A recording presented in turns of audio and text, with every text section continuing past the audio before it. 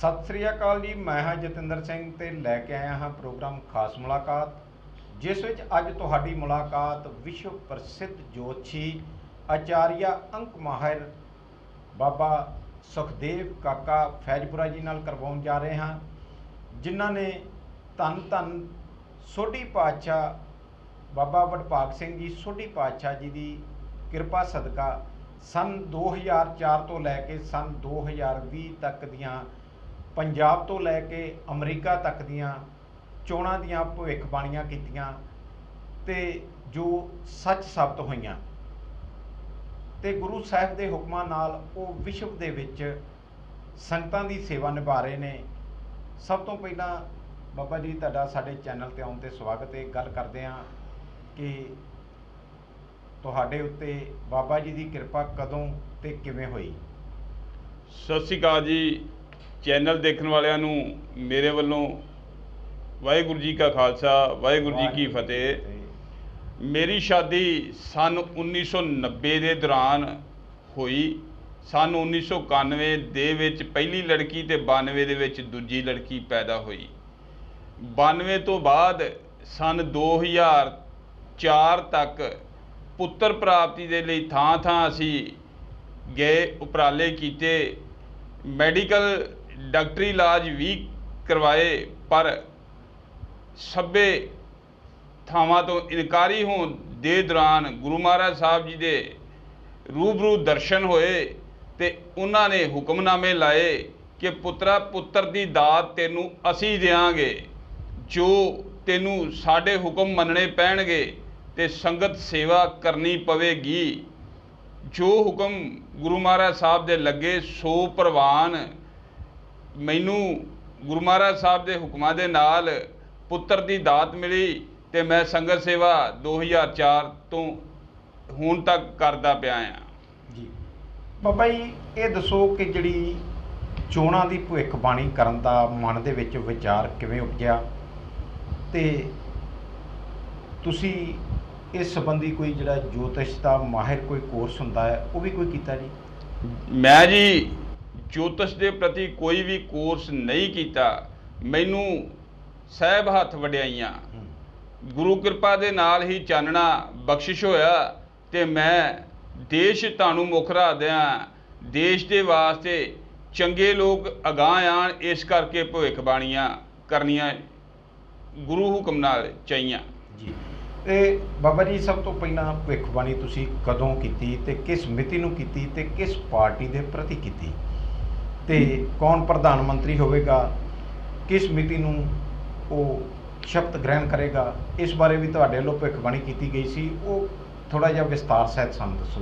मेरे वल्लों गुरु सभान के हुक्मां नूं मुख रखदियां होया सन 2004 दे विच पहली भविखबाणी कीती गई, जद केंद्र दे विच बीजेपी की सरकार चल रही सी। मिति 2/5/2004 नूं पहली भविखबाणी कीती, केंद्र दे विच सत्ता परिवर्तन होवेगी ते कांग्रेस दी सरकार बनेगी।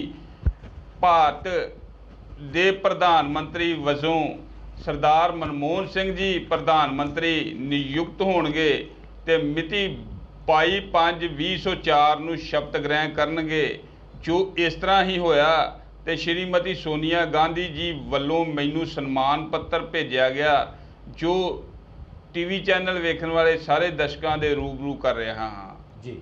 बाबा जी 15वीं लोक सभा की भी तुहाडे वल्लों भविखबाणी की गई सी, उस समय दौरान भी तुहाडे वल्लों किस पार्टी की सरकार पंजाब दे विच आवेगी जां उसका प्रधानमंत्री कौन होवेगा, उहदे बारे भी की तुसीं दस्सिया कि कोई पार्टियां नूं कोई सुझाव भी दिते सीगे जी? 15वीं लोक सभा की चोण दे प्रति भविखबाणी 7/5/2009 नूं कीती ते यह दावा किया कि केंद्र दे विच दोबारा कांग्रेस की सरकार ही होवेगी ते प्रधानमंत्री डॉक्टर मनमोहन सिंह जी ही होणगे। उस समय मैं कांग्रेस की सरकार नूं 63 सुझाव भेजे सन जी। बाबा जी ये दसो कि 16वीं लोक सभा चोणां विच भी कोई तुसी कांग्रेस नूं कोई सुझाव दिता गया, तुहाडे वल्लों कोई विचार दिता गया जिस विच ਉਹਨਾਂ ਨੇ ਵੀ ਕੋਈ ਤੁਹਾਡੇ ਵਿਚਾਰਾਂ ਦੀ ਸਹਿਮਤੀ ਪ੍ਰਗਟਾਈ, ਉਹਦੇ ਬਾਰੇ ਵੀ ਕੋਈ ਥੋੜਾ ਜਿਹਾ ਵੇਰਵਾ ਦੱਸੋ ਜੀ। ਮੇਰੇ ਵੱਲੋਂ 16ਵੀਂ ਲੋਕ ਸਭਾ ਦੇ ਪ੍ਰਤੀ ਕਾਂਗਰਸ ਪ੍ਰਧਾਨ ਸ਼੍ਰੀਮਤੀ ਸੋਨੀਆ ਗਾਂਧੀ ਤੇ ਆਦਿ ਕੈਬਨਿਟ ਅਹੁਦੇਦਾਰਾਂ ਨੂੰ 113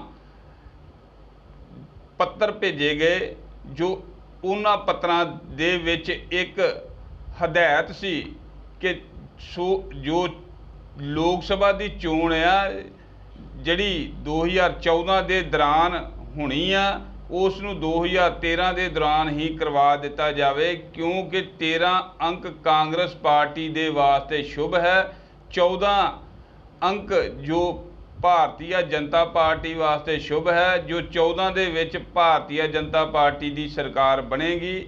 ਇਸ ਦੀ ਚੇਤਾਵਨੀ ਦਿੰਦਿਆਂ ਹੋਇਆ ਕਿਹਾ ਸੀ, ਜੋ ਧਿਆਨ ਨਾ ਦਿੱਤਾ ਗਿਆ ਤੇ ਕਾਂਗਰਸ ਪਾਰਟੀ ਇਸ ਵਕਤ ਕਿਸ ਹਾਲਾਤਾਂ 'ਚ ਹਨ ਤੁਸੀਂ ਦੇਖ ਰਹੇ ਹੋ ਜੀ। ਇਹ 16ਵੀਂ ਲੋਕ ਸਭਾ ਚੋਣਾਂ ਦੀ ਵੀ ਭਵਿੱਖਬਾਣੀ ਤੁਹਾਡੇ ਵੱਲੋਂ ਕੀਤੀ ਗਈ, ਕਿਸ ਪਾਰਟੀ ਦੀ ਸਰਕਾਰ ਬਣੇਗੀ ਇਸ ਬਾਰੇ ਵੀ ਤੁਹਾਡੇ ਵੱਲੋਂ ਭਵਿੱਖਬਾਣੀ ਕੀਤੀ ਗਈ ਸੀ, ਉਹਦੇ ਬਾਰੇ ਤੁਸੀਂ ਕੀ ਕਹਿਣਾ ਚਾਹੋਗੇ?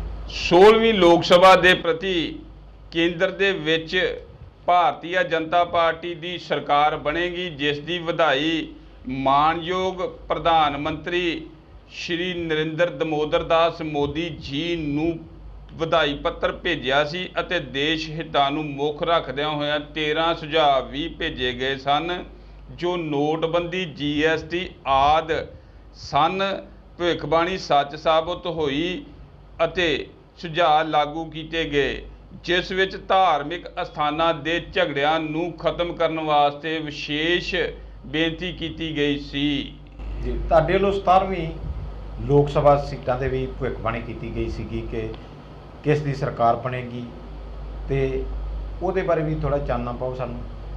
ਮੇਰੇ ਵੱਲੋਂ ਵਧਾਈ ਪੱਤਰ ਮਿਤੀ 18/2/2019 ਨੂੰ ਪ੍ਰਧਾਨ ਮੰਤਰੀ ਸ਼੍ਰੀ ਨਰਿੰਦਰ ਦਮੋਦਰ ਦਾਸ ਮੋਦੀ ਜੀ ਨੂੰ ਤੇ ਕੈਬਨਿਟ ਨੂੰ ਭੇਜਿਆ ਗਿਆ ਸੀ, ਜਿਸ ਦੌਰਾਨ 15 ਸੁਝਾਅ ਵੀ ਦਿੱਤੇ ਗਏ ਸਨ ਕਿ ਦੁਬਾਰਾ ਕੇਂਦਰ ਦੇ ਵਿੱਚ ਭਾਰਤੀ ਜਨਤਾ ਪਾਰਟੀ ਦੀ ਸਰਕਾਰ ਬਣੇਗੀ, ਜੋ ਸੱਚ ਸਾਬਤ ਹੋਇਆ। ਤੇ ਇਸ ਤੋਂ ਬਾਅਦ 68 ਸੁਝਾਅ ਹੋਰ ਭੇਜੇ ਗਏ ਜੋ ਕਾਨੂੰਨ ਬਣ ਗਏ ਜੀ। ਤੇ ਬਾਬਾ ਜੀ 14ਵੀਂ 15ਵੀਂ 16ਵੀਂ ਤੇ 17ਵੀਂ ਲੋਕ ਸਭਾ ਚੋਣਾਂ ਦੀਆਂ ਤੁਹਾਡੇ ਵੱਲੋਂ ਭਵਿੱਖਬਾਣੀਆਂ ਕੀਤੀਆਂ ਗਈਆਂ, ਉਸ ਤੋਂ ਬਾਅਦ ਰਾਸ਼ਟਰਪਤੀ ਦੀ ਚੋਣ ਵੀ ਹੁੰਦੀ ਹੈ, ਕਿ ਤੁਹਾਡੇ ਵੱਲੋਂ ਕੋਈ ਰਾਸ਼ਟਰਪਤੀ ਦੀ ਚੋਣ ਬਾਰੇ ਵੀ ਭਵਿੱਖਬਾਣੀ ਕੀਤੀ ਗਈ ਸੀ? ਜੀ ਹਾਂ, ਦੇਸ਼ ਦੇ 12ਵੇਂ ਰਾਸ਼ਟਰਪਤੀ ਦੀ ਭਵਿੱਖਬਾਣੀ ਵੀ ਮੇਰੀ ਸੰਸਥਾ ਵੱਲੋਂ ਮੇਰੇ ਵੱਲੋਂ ਕੀਤੀ ਗਈ ਸੀ। ਬਾਬਾ ਜੀ ਇਹ ਦੱਸੋ ਕਿ ਸਨ 2007 ਦੇ ਦੌਰਾਨ ਵੀ ਕਿਸ ਪਾਰਟੀ ਦੇ ਉਮੀਦਵਾਰ ਰਾਸ਼ਟਰਪਤੀ ਤੇ ਉਪ ਰਾਸ਼ਟਰਪਤੀ ਹੋਣਗੇ, ਕਿਸ ਮਿਤੀ ਨੂੰ ਇਹ ਤੁਹਾਡੇ ਵੱਲੋਂ ਭਵਿੱਖਬਾਣੀ ਕੀਤੀ ਗਈ ਸੀਗੀ ਜੀ? ਦੇਸ਼ ਦੇ 12ਵੇਂ ਰਾਸ਼ਟਰਪਤੀ ਤੇ ਉਪ ਰਾਸ਼ਟਰਪਤੀ ਦੀ ਭਵਿੱਖਬਾਣੀ ਮਿਤੀ 15/6/2007 ਨੂੰ ਕੀਤੀ ਗਈ ਤੇ ਐਡਵਾਂਸ ਵਧਾਈ ਪੱਤਰ ਭੇਜਿਆ ਗਿਆ। ਇਹ ਕਿਹਾ ਗਿਆ ਕਿ ਭਾਰਤ ਦੇਸ਼ ਦੀ ਪਹਿਲੀ ਮਹਿਲਾ ਰਾਸ਼ਟਰਪਤੀ ਸ਼੍ਰੀਮਤੀ ਪ੍ਰਿਤਭਾ ਦੇਵੀ ਸਿੰਘ ਪਾਟਲ ਜੀ ਹੀ ਹੋਣਗੇ ਅਤੇ ਉਪ ਰਾਸ਼ਟਰਪਤੀ ਹਾਮਦ ਅੰਸਾਰੀ ਜੀ ਹੀ ਹੋਣਗੇ। ਜੋ ਇਸ ਤਰ੍ਹਾਂ ਹੀ ਹੋਇਆ ਤੇ ਮੈਨੂੰ ਰਾਸ਼ਟਰਪਤੀ ਜੀ ਵੱਲੋਂ ਸਨਮਾਨ ਪੱਤਰ ਭੇਜਿਆ ਗਿਆ। ਇੱਕ ਜਿਵੇਂ ਤੁਸੀਂ ਕਿਹਾ ਕਿ ਅੰਕਾਂ ਦਾ ਵਿਸ਼ਲੇਸ਼ਣ ਤੁਸੀਂ ਕਰਦੇ ਜੇ, ਅੰਕਾਂ ਦੀ ਜੋਤਿਸ਼ ਵਿਦਿਆ ਤੁਸੀਂ ਜਾਣਦੇ ਜੇ, ਤੁਸੀਂ ਕਾਂਗਰਸ ਨੂੰ 13 ਅੰਕ ਸ਼ੁਭ ਦੱਸਿਆ ਸੀਗਾ, ਤੇ ਭਾਰਤ ਦੇ 13ਵੇਂ ਰਾਸ਼ਟਰਪਤੀ ਦੀ ਚੋਣ ਬਾਰੇ ਵੀ ਤੁਸੀਂ ਕੋਈ ਭਵਿੱਖਬਾਣੀ ਕੀਤੀ ਸੀ? ਬਿਲਕੁਲ ਜੀ, ਮੇਰੇ ਵੱਲੋਂ 13ਵੇਂ ਰਾਸ਼ਟਰਪਤੀ ਭਾਰਤ ਦੀ ਭਵਿੱਖਬਾਣੀ 16/6/2012 ਨੂੰ ਕੀਤੀ ਗਈ ਸੀ, ਜਦ ਉਸ ਦੇ ਵਿੱਚ ਲਿਖਿਆ ਗਿਆ ਸੀ ਕਿ ਭਾਰਤ ਦੇ 13ਵੇਂ ਰਾਸ਼ਟਰਪਤੀ ਪ੍ਰਣਬ ਮੁਖਰਜੀ ਹੀ ਹੋਣਗੇ। ਇਹ ਉਸ ਵਕਤ ਭਵਿੱਖਬਾਣੀ ਕੀਤੀ ਗਈ ਜਦ ਪ੍ਰਣਬ ਮੁਖਰਜੀ ਵਿਦੇਸ਼ ਦੇ ਵਿੱਚ ਸਨ ਅਤੇ ਕਾਂਗਰਸ ਪਾਰਟੀ ਵੱਲੋਂ ਉਮੀਦਵਾਰ ਨਾਮ ਕੋਈ ਵੀ ਘੋਸ਼ਿਤ ਨਹੀਂ ਕੀਤਾ ਗਿਆ ਸੀ। ਉਸ ਦੇ ਦੌਰਾਨ 23/6/2012 ਨੂੰ ਰਾਸ਼ਟਰਪਤੀ ਉਮੀਦਵਾਰ ਘੋਸ਼ਿਤ ਪ੍ਰਣਬ ਮੁਖਰਜੀ ਦਾ ਨਾਮ ਕੀਤਾ ਗਿਆ, ਜੋ ਦਾਅਵਾ ਕੀਤਾ ਗਿਆ ਸੀ ਕਿ 25/7/2012 ਨੂੰ ਹੀ ਰਾਸ਼ਟਰਪਤੀ ਜੀ ਚੋਣ ਸ਼ਪਥ ਗ੍ਰਹਿਣ ਕਰਨਗੇ। ਸੋ ਜੇਤੂ ਘੋਸ਼ਿਤ ਹੋਣ ਤੋਂ ਬਾਅਦ 25/7 ਨੂੰ ਹੀ ਸ਼ਪਥ ਗ੍ਰਹਿਣ ਕੀਤੀ ਗਈ। ਤੁਹਾਡੇ ਵੱਲੋਂ ਕਾਂਗਰਸ ਪਾਰਟੀ ਲਈ ਬੜੀਆਂ ਵੱਡੀਆਂ ਭਵਿੱਖਬਾਣੀਆਂ ਕੀਤੀਆਂ ਗਈਆਂ ਜੋ ਕਿ ਸੱਚ ਵੀ ਸਾਬਤ ਹੋਈਆਂ। ਕਿ ਬਾਬਾ ਜੀ ਇਹਨਾਂ ਭਵਿੱਖਬਾਣੀਆਂ ਦੇ ਸੱਚ ਹੋਣ ਤੇ ਕਾਂਗਰਸ ਪਾਰਟੀ ਵੱਲੋਂ ਵੀ ਕੋਈ ਤੁਹਾਨੂੰ ਸੱਦਾ ਆਇਆ ਸੀ, ਕਿਸੇ ਨੇ ਕੋਈ ਮੁਲਾਕਾਤ ਕਰਨ ਲਈ ਵੀ ਤੁਹਾਨੂੰ ਬੁਲਾਇਆ ਸੀਗਾ ਜੀ? ਬਿਲਕੁਲ ਜੀ। 13ਵੇਂ ਰਾਸ਼ਟਰਪਤੀ ਜੀ ਦੀ ਭਵਿੱਖਬਾਣੀ ਦੇ ਸਮੇਂ ਮੈਨੂੰ ਸ਼੍ਰੀਮਤੀ ਮੁਸੀਨਾ ਕਦਵਈ ਜੀ ਦੀ PSO ਮਨੋਰਮਾ ਭਟਨਾਗਰ ਜੀ ਦੇ ਰਾਹੀਂ ਸੱਦਾ ਪੱਤਰ ਫੋਨ ਦੇ ਰਾਹੀਂ ਆਇਆ। ਉਹਨਾਂ ਨੇ ਮੈਨੂੰ ਇਹ ਜਾਣੂ ਕਰਵਾਇਆ ਕਿ ਸ਼੍ਰੀਮਤੀ ਸੋਨੀਆ ਗਾਂਧੀ ਜੀ ਦੇ ਹੁਕਮ ਦੇ ਨਾਲ ਸ਼੍ਰੀਮਤੀ ਮੁਸੀਨਾ ਕਦਵਈ ਜੀ ਨੇ ਮੇਰੀ ਡਿਊਟੀ ਲਗਾਈ ਆ ਤੇ ਤੁਹਾਨੂੰ ਉਹ ਦਿੱਲੀ ਬੁਲਾਉਣਾ ਚਾਹੁੰਦੇ ਨੇ। ਤੁਹਾਡੇ ਕੋਲ ਕਦ ਟਾਈਮ ਹੋਏਗਾ? ਜੋ ਮੈਂ ਉਹਨਾਂ ਨੂੰ ਸਮੇਂ 1/7/2012 ਦਾ ਦਿੱਤਾ ਅਤੇ ਸ਼੍ਰੀਮਤੀ ਮੁਸੀਨਾ ਕਦਵਈ ਦੇ ਨਿਵਾਸ ਸਥਾਨ ਤੇ ਪਹੁੰਚ ਕੇ ਪ੍ਰੈਸ ਕਾਨਫਰੰਸ ਦੇ ਰਾਹੀਂ ਸਾਰੀਆਂ ਭਵਿੱਖਬਾਣੀਆਂ ਦੇ ਪ੍ਰਤੀ ਚਾਨਣਾ ਪਾਇਆ, ਜਿਸ ਦੇ ਵਿੱਚ 25/7/2012 ਨੂੰ ਹੀ ਪ੍ਰਣਾਬ ਮੁਖਰਜੀ ਸ਼ਪਥ ਗ੍ਰਹਿਣ ਕਰਨਗੇ ਇਹ ਦਾਅਵਾ ਕੀਤਾ ਗਿਆ, ਜੋ ਇਸੇ ਤਰ੍ਹਾਂ ਹੀ ਹੋਇਆ ਜੀ। ਤੇ ਹੁਣ ਜਿਹੜੇ ਦੇਸ਼ ਦੇ ਮਾਨਯੋਗ ਰਾਸ਼ਟਰਪਤੀ ਨੇ ਉਹਨਾਂ ਦੀ ਵੀ ਭਵਿੱਖਬਾਣੀ ਤੁਹਾਡੇ ਵੱਲੋਂ ਕੀਤੀ ਗਈ ਸੀਗੀ ਤੇ 14ਵੇਂ ਰਾਸ਼ਟਰਪਤੀ ਭਾਰਤ ਦੇ ਉਪ ਰਾਸ਼ਟਰਪਤੀ ਬਾਰੇ ਵੀ ਤੁਹਾਡੇ ਵੱਲੋਂ ਲਿਖਿਆ ਗਿਆ ਸੀਗਾ, ਉਹਦੇ ਬਾਰੇ ਕੀ ਕਹਿਣਾ ਚਾਹੋਗੇ ਤੁਸੀਂ? ਮੇਰੇ ਵੱਲੋਂ 14ਵੇਂ ਰਾਸ਼ਟਰਪਤੀ ਭਾਰਤ ਦੀ ਭਵਿੱਖਬਾਣੀ 27/6/2017 ਨੂੰ ਕੀਤੀ ਗਈ ਤੇ ਇਹ ਦਾਅਵਾ ਕੀਤਾ ਗਿਆ ਕਿ ਭਾਰਤੀ ਜਨਤਾ ਪਾਰਟੀ ਦੇ ਵੱਲੋਂ ਉਮੀਦਵਾਰ ਘੋਸ਼ਿਤ ਸ਼੍ਰੀ ਰਾਮਨਾਥ ਕੋਵਿੰਦ ਜੀ ਹੀ ਦੇਸ਼ ਦੇ ਰਾਸ਼ਟਰਪਤੀ ਹੋਣਗੇ। ਐਡਵਾਂਸ ਵਧਾਈ ਦਿੰਦਿਆਂ ਹੋਇਆਂ ਇਵੇਂ ਹੀ ਹੋਇਆ ਤੇ ਇਸ ਸੰਬੰਧੀ ਉਪ ਰਾਸ਼ਟਰਪਤੀ ਦੇ ਪ੍ਰਤੀ ਵੀ ਮੈਂ ਭਵਿੱਖਬਾਣੀ ਕੀਤੀ ਸੀ, ਜੋ ਵੈਂਕਟ ਨਾਇਡੂ ਜੀ ਹੀ ਹੋਣਗੇ, ਉਹ ਵੀ ਸੱਚ ਸਾਬਤ ਹੋਇਆ। ਭਾਰਤ ਦੇਸ਼ ਦੀ ਲੋਕ ਸਭਾ ਚੋਣਾਂ ਤੇ ਰਾਸ਼ਟਰਪਤੀ ਚੋਣਾਂ ਤੋਂ ਇਲਾਵਾ ਤੁਹਾਡੇ ਵੱਲੋਂ ਵਿਦੇਸ਼ਾਂ ਦੀਆਂ ਵੀ ਭਵਿੱਖਬਾਣੀਆਂ ਕੀਤੀਆਂ ਗਈਆਂ ਤੇ ਉਹ ਭਵਿੱਖਬਾਣੀ ਕਦੋਂ ਤੇ ਕਿਵੇਂ ਕੀਤੀ ਗਈ ਜੀ? ਸਨ 2008 ਦੇ ਦੌਰਾਨ ਅਮਰੀਕਾ ਦੇ 42ਵੇਂ ਰਾਸ਼ਟਰਪਤੀ ਦੀ ਚੋਣ ਸੀ। ਉਸ ਸਮੇਂ ਸ਼੍ਰੀ ਬਰਾਕ ਓਬਾਮਾ ਜੀ ਰਾਸ਼ਟਰਪਤੀ ਚੋਣ ਦੇ ਵਿੱਚ ਸਨ, ਜਦ ਮੈਂ ਉਹਨਾਂ ਦੇ ਬਾਰੇ ਭਵਿੱਖਬਾਣੀ ਕੀਤੀ ਕਿ ਅਮਰੀਕਾ ਦੇ 42ਵੇਂ ਰਾਸ਼ਟਰਪਤੀ ਬਰਾਕ ਓਬਾਮਾ ਜੀ ਹੀ ਹੋਣਗੇ, ਜੋ ਇਵੇਂ ਹੀ ਹੋਇਆ, ਭਵਿੱਖਬਾਣੀ ਸੱਚ ਸਾਬਤ ਹੋਈ। ਤੇ ਅੱਗੋਂ 43ਵੇਂ ਰਾਸ਼ਟਰਪਤੀ ਵੀ ਜਿਹੜੇ ਨੇ ਉਹ ਅਮਰੀਕਾ ਦੇ ਬਣੇ ਤੇ ਉਹਨਾਂ ਬਾਰੇ ਵੀ ਤੁਹਾਡੇ ਵੱਲੋਂ ਕੋਈ ਭਵਿੱਖਬਾਣੀ ਕੀਤੀ ਗਈ ਸੀ? ਮੇਰੇ ਵੱਲੋਂ ਅਮਰੀਕਾ ਦੇ 43ਵੇਂ ਰਾਸ਼ਟਰਪਤੀ ਸ਼੍ਰੀ ਬਰਾਕ ਓਬਾਮਾ ਜੀ ਦੀ ਭਵਿੱਖਬਾਣੀ ਕੀਤੀ ਗਈ, ਜੋ ਇਹ ਕਿਹਾ ਗਿਆ ਕਿ ਅਮਰੀਕਾ ਦੇ ਰਾਸ਼ਟਰਪਤੀ 43ਵੇਂ ਬਰਾਕ ਓਬਾਮਾ ਜੀ ਹੀ ਦੁਬਾਰਾ ਹੋਣਗੇ ਤੇ ਇਹ 21 ਜਨਵਰੀ ਨੂੰ ਹੀ ਸ਼ਪਥ ਗ੍ਰਹਿਣ ਕਰਨਗੇ, ਜੋ ਅਮਰੀਕਾ ਦੇ ਇਤਿਹਾਸ ਵਿੱਚ 20 ਜਨਵਰੀ ਨੂੰ ਹੀ ਸ਼ਪਥ ਗ੍ਰਹਿਣ ਕੀਤੀ ਜਾਂਦੀ ਹੈ। ਭਾਰਤ ਹਿੱਤਾਂ ਨਾਲ ਪਿਆਰ ਕਰਨਗੇ, ਜੋ ਇਹ ਸੱਚ ਸਾਬਤ ਹੋਇਆ ਤੇ ਸਨਮਾਨ ਪੱਤਰ ਮਿਲਿਆ। ਅਮਰੀਕਾ ਦੇ 44ਵੇਂ ਰਾਸ਼ਟਰਪਤੀ ਦੀ ਚੋਣ ਦੀ ਭਵਿੱਖਬਾਣੀ ਵੀ ਤੁਹਾਡੇ ਵੱਲੋਂ ਕੀਤੀ ਗਈ। ਖਤਰੇ ਪ੍ਰਤੀ ਵੀ ਕੁਝ ਕਿਹਾ ਗਿਆ, ਭਾਰਤ ਹਿੱਤਾਂ ਬਾਰੇ ਕੁਝ ਕੀਤਾ ਸੀ ਕਿ ਸੀਟਾਂ ਦਾ ਵੇਰਵਾ ਵੀ ਤੁਹਾਡੇ ਵੱਲੋਂ ਦੱਸਿਆ ਗਿਆ, ਜੋ ਕਿ ਬਿਲਕੁਲ ਸੱਚ ਸਾਬਤ ਹੋਇਆ ਸੀਗਾ ਜੀ। ਮੇਰੇ ਵੱਲੋਂ 44ਵੇਂ ਰਾਸ਼ਟਰਪਤੀ ਅਮਰੀਕਾ ਜੀ ਦੀ ਭਵਿੱਖਬਾਣੀ 1/11/2016 ਨੂੰ ਕੀਤੀ ਗਈ। ਅਮਰੀਕਾ ਦੇ 44ਵੇਂ ਰਾਸ਼ਟਰਪਤੀ ਡੋਨਲਡ ਟਰੰਪ ਜੀ ਹੀ ਹੋਣਗੇ, ਜੋ ਘੱਟੋ ਘੱਟ 281 ਤੇ ਵੱਧ ਤੋਂ ਵੱਧ 290 ਸੀਟਾਂ ਦੇ ਨਾਲ ਜੇਤੂ ਘੋਸ਼ਿਤ ਹੋਣਗੇ, ਜੋ ਉਹ 299 ਸੀਟਾਂ ਦੇ ਨਾਲ ਜੇਤੂ ਘੋਸ਼ਿਤ ਹੋਏ ਅਤੇ ਉਹਨਾਂ ਨੂੰ ਦੇਸ਼ ਹਿੱਤ ਵਿਦੇਸ਼ ਹਿੱਤ ਵਿਸ਼ਵ ਦੇ ਲਈ ਸ਼ਪਥ ਗ੍ਰਹਿਣ ਦੀ ਮਿਤੀ 23 ਜਨਵਰੀ ਦੱਸੀ ਗਈ ਸੀ, ਜੋ ਸ਼ੁਭ ਸੀ, ਜਿਸ ਦੇ ਨਾਲ ਦੇਸ਼ ਵਿਦੇਸ਼ ਦੇ ਵਿੱਚੋਂ ਇਹ ਖਤਰਾ ਜੋ ਇਸ ਵਕਤ ਬਣਿਆ ਹੈ ਉਹ ਟਲ ਸਕਦਾ ਸੀ, ਜੋ ਧਿਆਨ ਨਾ ਦਿੱਤਾ ਗਿਆ ਤੇ ਇਸ ਵਕਤ ਤੁਸੀਂ ਨਤੀਜੇ ਦੇਖ ਰਹੇ ਹੋ। ਜਿਵੇਂ ਤੁਸੀਂ ਗੱਲ ਕੀਤੀ ਕਿ ਦੇਸ਼ ਵਿਦੇਸ਼ ਦੀਆਂ ਭਵਿੱਖਬਾਣੀਆਂ ਤੁਹਾਡੇ ਵੱਲੋਂ ਕੀਤੀਆਂ ਜਾਂਦੀਆਂ ਸਨ, ਪਰ ਪ੍ਰਦੇਸ਼ ਦੀਆਂ ਜਿਹੜੀਆਂ ਭਵਿੱਖਬਾਣੀਆਂ ਉਹ ਵੀ ਤੁਹਾਡੇ ਵੱਲੋਂ ਕੀਤੀਆਂ ਗਈਆਂ। ਇਹ ਕਿੰਨਾ ਪ੍ਰਦੇਸ਼ਾਂ ਦੀਆਂ ਤੁਸੀਂ ਭਵਿੱਖਬਾਣੀਆਂ ਕੀਤੀਆਂ ਤੇ ਉੱਥੋਂ ਦੀ ਉਪ ਚੋਣ ਬਾਰੇ ਵੀ ਤੁਹਾਡੇ ਵੱਲੋਂ ਭਵਿੱਖਬਾਣੀ ਕੀਤੀ ਗਈ ਸੀ, ਉਹਦੇ ਬਾਰੇ ਤੁਹਾਡਾ ਕੀ ਕਹਿਣਾ ਜੀ? ਮਿਤੀ 2005 ਨੂੰ ਮੇਰੇ ਵੱਲੋਂ ਭਵਿੱਖਬਾਣੀ ਕੀਤੀ ਗਈ। ਜਦ 2005 ਦੇ ਦੌਰਾਨ ਹਰਿਆਣਾ, ਝਾਰਖੰਡ, ਬਿਹਾਰ ਦੀਆਂ ਚੋਣਾਂ ਸਨ ਅਤੇ ਉਪ ਚੋਣ ਅਜਨਾਲਾ ਵੀ ਸੀ। ਸਪਸ਼ਟ ਤੌਰ 'ਤੇ ਕਿਹਾ ਗਿਆ ਸੀ ਕਿ ਹਰਿਆਣਾ, ਝਾਰਖੰਡ ਦੇ ਵਿੱਚ ਸਪਸ਼ਟ ਬਹੁਮਤ ਦੇ ਨਾਲ ਕਾਂਗਰਸ ਪਾਰਟੀ ਸਰਕਾਰ ਬਣਾਵੇਗੀ ਅਤੇ ਬਿਹਾਰ ਦੇ ਵਿੱਚ ਗਠਬੰਧਨ ਦੇ ਨਾਲ ਸਰਕਾਰ ਬਣੇਗੀ, ਜੋ ਇਵੇਂ ਹੀ ਹੋਇਆ। ਅਤੇ ਹਰਿਆਣਾ ਜੋ ਅਜਨਾਲਾ ਅੰਮ੍ਰਿਤਸਰ ਪੰਜਾਬ ਦੀ ਉਪ ਚੋਣ ਸੀ, ਜਿਸ ਦੇ ਪ੍ਰਤੀ ਹਰਪ੍ਰਤਾਪ ਸਿੰਘ ਅਜਨਾਲਾ ਜੀ ਕਾਂਗਰਸ ਪਾਰਟੀ ਦੇ ਉਮੀਦਵਾਰ ਬਾਰੇ ਜੇਤੂ ਹੋਣ ਬਾਰੇ ਭਵਿੱਖਬਾਣੀ ਕੀਤੀ ਸੀ, ਉਹ ਵੀ ਸੱਚ ਸਾਬਤ ਹੋਈ। ਇਸ ਤਰ੍ਹਾਂ ਪ੍ਰਦੇਸ਼ਾਂ ਦੀਆਂ ਭਵਿੱਖਬਾਣੀਆਂ ਮੇਰੀਆਂ ਸੱਚ ਸਾਬਤ ਹੋਈਆਂ। ਵਿਦੇਸ਼ੀ ਮੂਲ ਦੇ ਮੁੱਦੇ ਤੇ ਰਾਏ ਬਰੇਲੀ ਦੀ ਲੋਕ ਸਭਾ ਸੀਟ ਤੋਂ ਸ਼੍ਰੀਮਤੀ ਸੋਨੀਆ ਗਾਂਧੀ ਜੀ ਨੂੰ ਅਸਤੀਫਾ ਦੇਣਾ ਪਿਆ ਸੀਗਾ ਅਤੇ ਉਪ ਚੋਣ ਲੋਕ ਸਭਾ 2006 ਵਿੱਚ ਹੋਈ। ਕੀ ਭਵਿੱਖਬਾਣੀ ਕੀਤੀ ਸੀ ਉਸ ਦੀ ਵੀ, ਤੇ ਉਹਦਾ ਵੀ ਥੋੜਾ ਜਿਹਾ ਵੇਰਵਾ ਸਾਡੇ ਨਾਲ ਸਾਂਝਾ ਕਰੋ ਜੀ।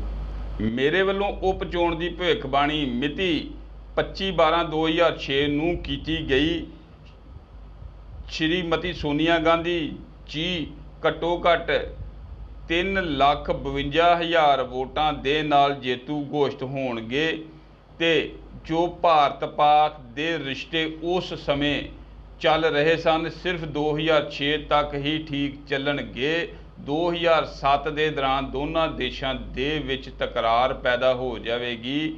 2009 ਤੋਂ ਪਹਿਲਾਂ ਜੰਗੀ ਰੂਪ ਧਾਰਨ ਕਰ ਲਵੇਗੀ, ਜੋ 26/11/2008 ਨੂੰ ਬੰਬੇ ਦੇ ਵਿੱਚ ਤਾਜ ਪੈਲਸ ਦੇ ਉੱਪਰ ਹਮਲਾ ਕਸਾਬ ਆਦਿ ਅੱਤਵਾਦੀਆਂ ਵੱਲੋਂ ਕੀਤਾ ਗਿਆ ਤੇ ਭਾਰਤ ਅਤੇ ਪਾਕ ਦੇ ਵਿੱਚ ਜੰਗੀ ਰੂਪ ਧਾਰਨ ਹੋਇਆ, ਜੋ ਸੱਚ ਸਾਬਤ ਹੋਇਆ। ਬਾਬਾ ਜੀ, ਜਿਵੇਂ ਤੁਸੀਂ ਗੱਲ ਕੀਤੀ ਕਿ ਦੇਸ਼ ਵਿਦੇਸ਼ ਤੇ ਪ੍ਰਦੇਸ਼ ਦੀਆਂ ਚੋਣਾਂ ਦੀ ਭਵਿੱਖਬਾਣੀ ਕਰਦੇ ਰਹੇ ਜੀ, ਪੰਜਾਬ ਦੀ ਭਵਿੱਖਬਾਣੀ ਵੀ ਤੁਸੀਂ ਕੀਤੀ, ਤੇ ਉਸ ਸਮੇਂ ਦੌਰਾਨ ਤੁਹਾਡੇ ਵੱਲੋਂ ਕਿਸ ਪਾਰਟੀ ਦਾ ਯੋਗ ਦੱਸਿਆ ਗਿਆ ਤੇ ਇਹ ਜਿਹੜੀ ਭਵਿੱਖਬਾਣੀ ਕੀਤੀ ਸੀ ਉਹ ਚੋਣਾਂ ਤੋਂ ਕਿੰਨਾ ਸਮਾਂ ਪਹਿਲਾਂ ਕੀਤੀ ਗਈ ਸੀ?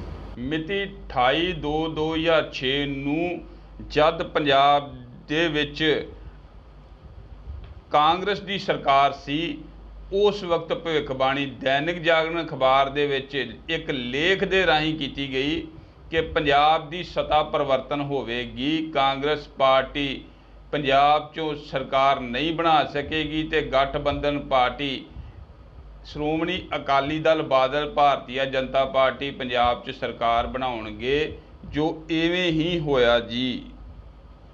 ਇਸ ਸਮੇਂ ਦੇ ਦੌਰਾਨ ਬਾਦਲ ਪਰਿਵਾਰ ਦੇ ਵੱਲੋਂ ਮੈਨੂੰ ਸੱਦਾ ਪੱਤਰ ਭੇਜਿਆ ਗਿਆ ਤੇ ਇਸ ਪ੍ਰਤੀ ਮੇਰੇ ਵਿਚਾਰ ਲਏ ਗਏ ਤੇ ਸਰਦਾਰ ਰਮਿੰਦਰ ਸਿੰਘ ਬੁਲਾਰੀਆ ਜੀ ਦੱਖਣੀ ਤੋਂ ਸਨ।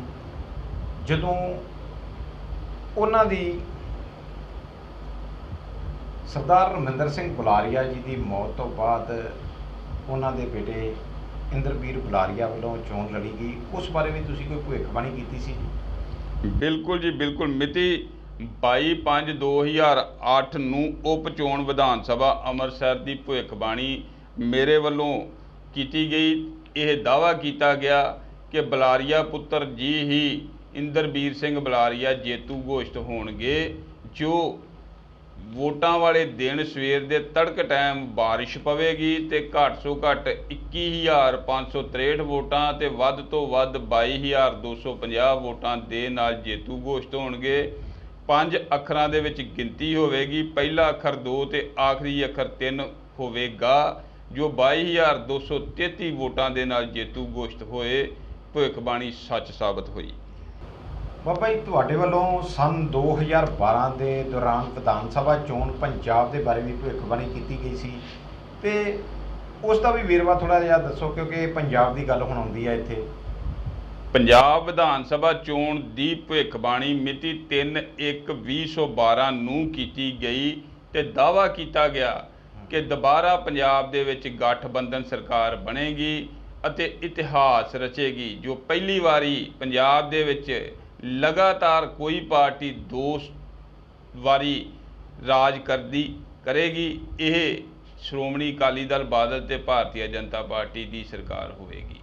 2015 ਦੇ ਵਿੱਚ ਤੁਹਾਡੇ ਵੱਲੋਂ ਬਿਹਾਰ ਦੀ ਭਵਿੱਖਬਾਣੀ ਵੀ ਕੀਤੀ ਗਈ ਸੀ, ਉਹਦੇ ਬਾਰੇ ਕੀ ਕਹਿਣਾ ਚਾਹੋਗੇ? ਮੇਰੇ ਵੱਲੋਂ ਮਿਤੀ 23/10/2015 ਨੂੰ ਜਦ ਬਿਹਾਰ ਵਿਧਾਨ ਸਭਾ ਦੀ ਚੋਣ ਸੀ, ਭਵਿੱਖਬਾਣੀ ਕੀਤੀ ਗਈ ਨਿਤਿਸ਼ ਅਤੇ ਲਾਲੂ ਜੀ ਦੀ ਪਾਰਟੀ ਸਰਕਾਰ ਬਣਾਏਗੀ, ਪਰ ਇਹ ਗਠਬੰਧਨ ਲੰਬਾ ਸਮਾਂ ਨਹੀਂ ਚੱਲੇਗਾ, ਜੋ ਵਿੱਚੋਂ ਟੁੱਟ ਜਾਵੇਗਾ। ਸਰਕਾਰ ਬਣੀ, ਗਠਬੰਧਨ ਟੁੱਟਿਆ ਅਤੇ ਇਹ ਭਵਿੱਖਬਾਣੀ ਸੱਚ ਸਾਬਤ ਹੋਈ। 2000 ਚੋਣਾਂ ਦੀਆਂ ਜਿਹੜੀਆਂ 2017 ਦੀਆਂ ਚੋਣਾਂ ਸੀਗੀਆਂ ਪੰਜਾਬ ਦੇ ਵਿੱਚ ਆਈਆਂ, ਉਹਦੇ ਵਿੱਚ ਆਮ ਆਦਮੀ ਪਾਰਟੀ ਜਿਹੜੀ ਸੀ ਉਹ ਵੀ ਪੰਜਾਬ ਦੇ ਵਿੱਚ ਉਤਰੀ। ਕਿ ਉਸ ਸਮੇਂ ਦੌਰਾਨ ਤੁਹਾਡੇ ਵੱਲੋਂ ਕੇਜਰੀਵਾਲ ਨੂੰ ਵੀ ਮਿਲਿਆ ਗਿਆ, ਕੋਈ ਸੁਝਾਅ ਦਿੱਤੇ ਗਏ ਜੀ? ਬਿਲਕੁਲ ਜੀ। ਮਿਤੀ 25/2/2016 ਨੂੰ ਗੁਰਦੁਆਰਾ ਸਾਹਿਬ ਸ਼੍ਰੀ ਪਹੂਵਿੰਡ ਸਾਹਿਬ ਵਿਖੇ ਭਿੱਖੀਵਿੰਡ ਆਪ ਪਹੁੰਚ ਗਏ। ਅਰਵਿੰਦ ਕੇਜਰੀਵਾਲ ਜੀ ਨੂੰ ਮੈਂ ਖੁਦ ਮਿਲਿਆ ਅਤੇ ਲਿਖਤੀ ਪੱਤਰ, ਵਧਾਈ ਪੱਤਰ ਦਿੱਤਾ ਕਿ ਜੇਕਰ ਸਰਦਾਰ ਨਵਜੋਤ ਸਿੰਘ ਸਿੱਧੂ ਜੀ ਨੂੰ ਆਮ ਆਦਮੀ ਪਾਰਟੀ ਦੇ ਵਿੱਚ ਲਿਆਂਦਾ ਜਾਂਦਾ ਹੈ, ਪੰਜਾਬ ਦੇ ਵਿੱਚ ਆਮ ਆਦਮੀ ਪਾਰਟੀ ਦੀ ਸਰਕਾਰ ਬਣੇਗੀ, ਜੋ ਧਿਆਨ ਨਾ ਦਿੱਤਾ ਗਿਆ, ਜਿਸ ਦਾ ਫਾਇਦਾ ਕਾਂਗਰਸ ਪਾਰਟੀ ਨੇ ਲਿਆ ਅਤੇ ਪੰਜਾਬ ਦੇ ਵਿੱਚ ਸਰਕਾਰ ਬਣਾਈ। ਤੇ ਲੋਕ ਸਭਾ ਦੀ ਗੱਲ ਹੋ ਗਈ, ਵਿਧਾਨ ਸਭਾ ਦੀ ਗੱਲ ਹੋ ਗਈ, ਹੁਣ ਗੱਲ ਕਰੀਏ ਜੇਕਰ ਨਗਰ ਨਿਗਮ ਦੀ। ਤੇ ਨਗਰ ਨਿਗਮ ਬਾਰੇ ਵੀ ਤੁਹਾਡੇ ਵੱਲੋਂ ਕੋਈ ਭਵਿੱਖਬਾਣੀ ਕੀਤੀ ਗਈ ਸੀਗੀ, ਤੇ ਜੇ ਕੀਤੀ ਗਈ ਸੀ ਤੇ ਉਹ ਕਦੋਂ ਕੀਤੀ ਗਈ ਸੀ? ਨਗਰ ਨਿਗਮ ਚੋਣਾਂ 2007 ਦੇ ਦੌਰਾਨ ਸ਼੍ਰੀ ਨਗਰ ਨਿਗਮ ਚੋਣਾਂ 2007 ਦੇ ਦੌਰਾਨ ਦੱਸਿਆ ਕਿ ਅੰਮ੍ਰਿਤਸਰ ਦੇ ਵਿੱਚ ਗਠਬੰਧਨ ਨਗਰ ਨਿਗਮ ਹੋਵੇਗੀ ਤੇ ਮੇਅਰ ਸ਼੍ਰੀ ਸ਼ਵੇਤ ਮਲਿਕ ਜੀ ਹੀ ਹੋਣਗੇ, ਜੋ ਇਵੇਂ ਹੀ ਹੋਇਆ ਤੇ ਭਵਿੱਖਬਾਣੀ ਸੱਚ ਸਾਬਤ ਹੋਈ ਜੀ। ਤੇ 2012 ਦੀ ਗੱਲ ਕਰੀਏ ਤੇ 2012 ਦੇ ਵਿੱਚ ਵੀ ਤੁਹਾਡੇ ਵੱਲੋਂ ਇਹਦੇ ਬਾਰੇ ਭਵਿੱਖਬਾਣੀ ਕੀਤੀ ਗਈ ਤੇ ਉਹ ਵੀ ਸੱਚ ਸਾਬਤ ਹੋਈ, ਉਹਦੇ ਬਾਰੇ ਵੀ ਥੋੜਾ ਚਾਨਣਾ ਪਾਓ ਜੀ। ਜੀ ਹਾਂ, ਦੁਬਾਰਾ ਗਠਬੰਧਨ ਦੀ ਹੀ ਨਗਰ ਨਿਗਮ ਗੌਰਮੈਂਟ ਬਣੇਗੀ ਤੇ ਜੇਤੂ ਗੋਸ਼ਟ ਸ਼੍ਰੋਮਣੀ ਅਕਾਲੀ ਦਲ, ਬਾਦਲ ਤੇ ਭਾਰਤੀ ਜਨਤਾ ਪਾਰਟੀ ਹੀ ਹੋਵੇਗੀ, ਜੋ ਐਵੇਂ ਹੀ ਹੋਇਆ। ਬਾਬਾ ਜੀ,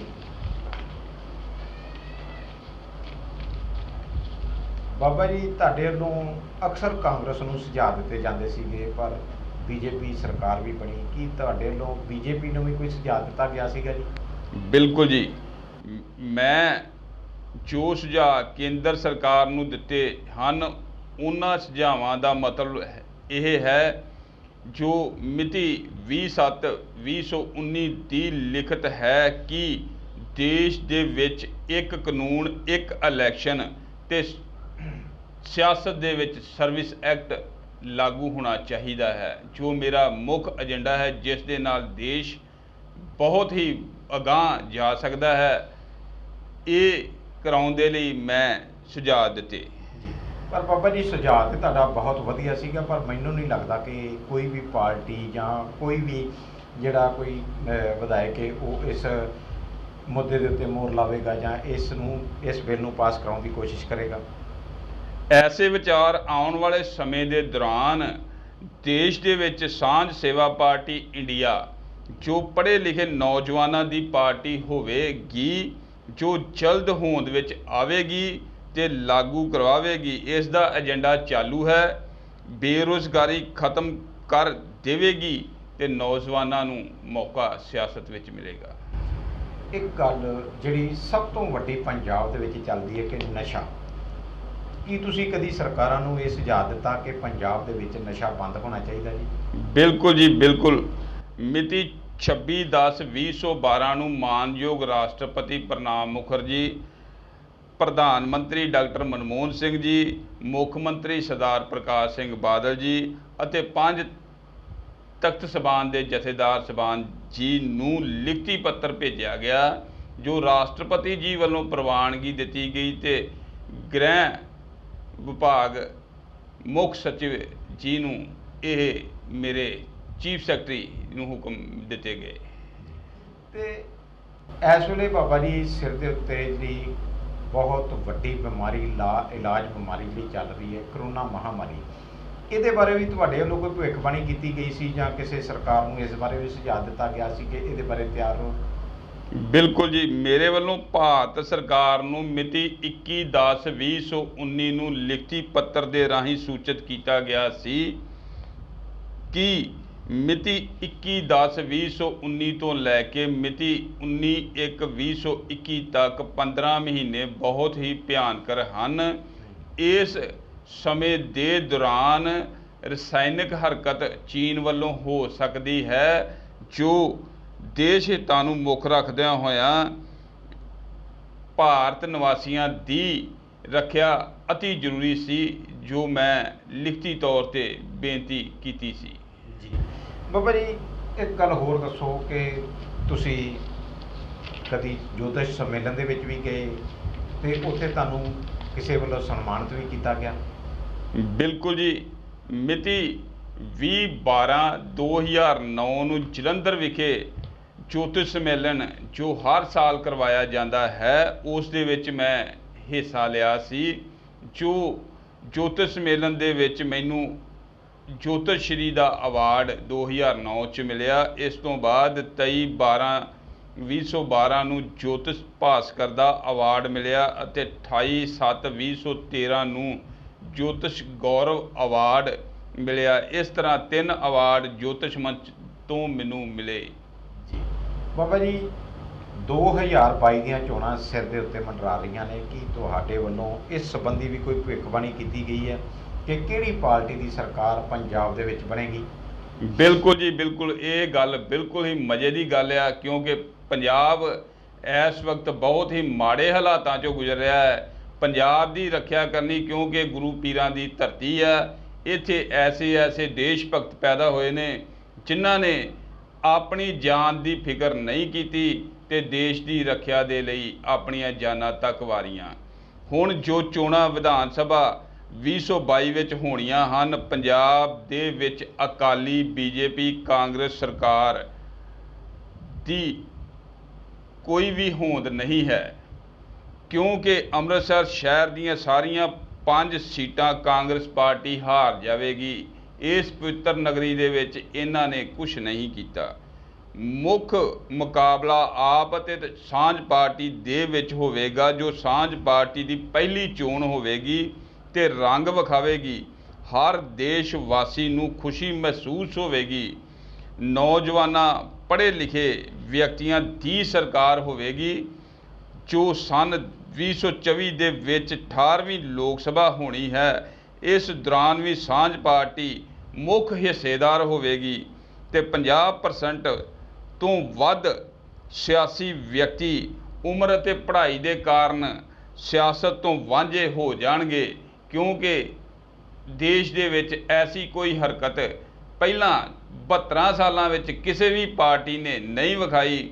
ਕਿਉਂਕਿ ਜੇ ਪੜ੍ਹਾਈ ਮੁੱਖ ਹੈ ਤੇ ਮੁੱਖ ਨੂੰ ਮੁੱਖ ਰੱਖਦਿਆਂ ਹੋਇਆਂ ਸਰਵਿਸ ਐਕਟ ਸਿਆਸਤ 'ਤੇ ਲਾਗੂ ਹੋਣਾ ਬਹੁਤ ਹੀ ਅਤੀ ਜ਼ਰੂਰੀ ਹੈ, ਜੋ ਹਰ ਪੱਖੋਂ ਦੇਸ਼ ਦੇ ਵਿੱਚ ਥਾਂ-ਥਾਂ 'ਤੇ ਜਾ ਕੇ ਲੋਕਾਂ ਨੂੰ ਇਹ ਵਿਚਾਰ ਦੇ ਕੇ ਸਰਵਿਸ ਐਕਟ ਸਿਆਸਤ ਵਿੱਚ ਲਾਗੂ ਕਰਵਾਇਆ ਜਾਵੇਗਾ। ਵਾਹਿਗੁਰੂ ਜੀ ਕਾ ਖਾਲਸਾ, ਵਾਹਿਗੁਰੂ ਜੀ ਕੀ ਫਤਿਹ। ਇਹ ਸਨ ਬਾਬਾ ਸੁਖਦੇਵ ਕਾਕਾ ਫੈਜ਼ਪੁਰਾ ਜੀ, ਜਿਨ੍ਹਾਂ ਨੇ ਇਹ ਗੱਲ ਆਖੀ ਕਿ ਆਉਣ ਵਾਲੀਆਂ 2022 ਦੀਆਂ ਚੋਣਾਂ ਦੇ ਵਿੱਚ ਆਮ ਆਦਮੀ ਪਾਰਟੀ ਤੇ ਸਾਂਝ ਪਾਰਟੀ ਜਿਹੜੀ ਹੈ ਉਹ ਆਪਣਾ ਵਜੂਦ ਬਣਾਵੇਗੀ ਤੇ ਪੰਜਾਬ ਦੇ ਵਿੱਚ ਸਰਕਾਰ ਬਣਾਵੇਗੀ ਤੇ ਪੰਜਾਬ ਨੂੰ ਬੁਲੰਦੀਆਂ ਤੇ ਲੈ ਕੇ ਜਾਵੇਗੀ। ਇਸ ਦੇ ਨਾਲ ਹੀ ਮੁਲਾਕਾਤ ਦਾ ਸਿਲਸਿਲਾ ਇੱਥੇ ਹੀ ਖਤਮ ਹੁੰਦਾ ਹੈ। ਅਗਲੀ ਮੁਲਾਕਾਤ ਲੈ ਕੇ ਫਿਰ ਹਾਜ਼ਰ ਹੋਵਾਂਗੇ। ਤਦ ਤੱਕ ਲਈ ਮੈਨੂੰ ਦਿਓ ਇਜਾਜ਼ਤ। ਸਤਿ ਸ੍ਰੀ ਅਕਾਲ। ਸਾਰੇ ਦਰਸ਼ਕਾਂ ਨੂੰ ਮੇਰੇ ਵੱਲੋਂ ਸਤਿ ਸ੍ਰੀ ਅਕਾਲ। ਵਾਹਿਗੁਰੂ ਜੀ ਕਾ ਖਾਲਸਾ, ਵਾਹਿਗੁਰੂ ਜੀ ਕੀ ਫਤਿਹ।